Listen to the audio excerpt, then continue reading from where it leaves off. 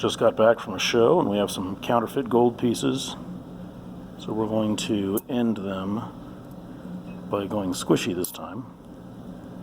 So we have two fake $5 US gold pieces that are made out of gold, a Russian ruble that's bad, an ancient that is a cast copy,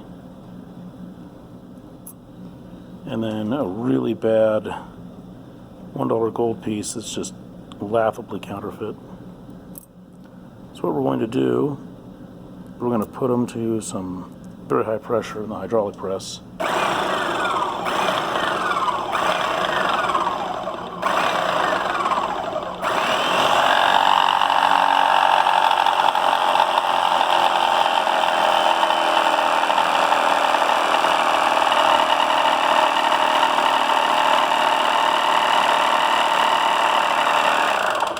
That's 35 tons.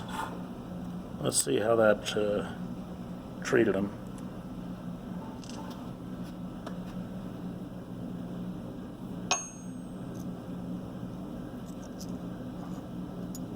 Cool. Well, those will never fool anybody ever again. They're done. Absolutely done.